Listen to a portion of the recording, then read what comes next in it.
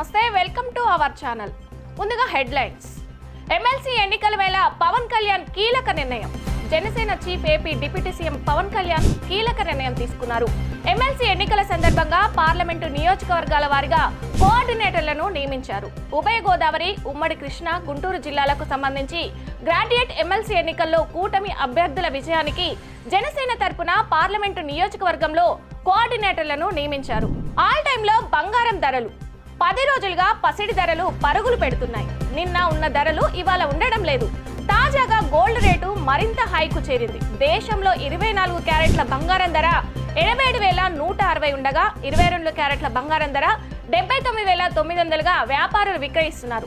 అటు వెండి ధర కూడా స్వల్పంగా పెరిగింది. కిలో వెండి 1,05,000కు చేరింది. సీఎం మారారు తప్ప రాష్ట్రంలో ఇంకేమీ మారలేదని రాష్ట్ర బీజేపీ అధ్యక్షుడు కేంద్ర మంత్రి కిషన్ రెడ్డి సంచలన వ్యాఖ్యలు చేశారు.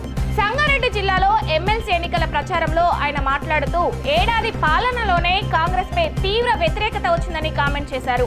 ఆ పార్టీ ఇచ్చిన హామీలు ఎందుకు అమలు చేయడం లేదని, ఎక్కడ పడితే అక్కడ అధికార పార్టీ నేతలను యువత, మహిళలు ప్రశ్నిస్తున్నారని అన్నారు. తెలంగాణలో ప్రభుత్వం మారిందే తప్ప పాలన ఏమాత్రం మారలేదని ఫైర్ అయ్యారు. నా ఓటమి నాకు 6 నెలల ముందే తెలుసని, అయినా కేసీఆర్ ప్రోత్సాహంతోనే పోటీ చేశారని మాజీ మంత్రి ఎర్రబెల్లి దయాకర్ ఆసక్తికర వ్యాఖ్యలు చేశారు.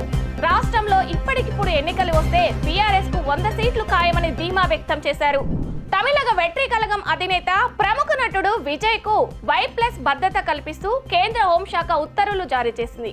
పొంచి ఉన్న ముప్పుపై నిఘా సమాచారం ఆధారంగా ఏ స్థాయి భద్రత కల్పించాలని దానిపై ప్రభుత్వం నిర్ణయం ఉంటుంది. Y+ భద్రత 4 అత్యున్నత స్థాయి భద్రత. మొత్తం 11 మంది సిబ్బంది షిఫ్ట్ల వారీగా భద్రత కల్పిస్తారు.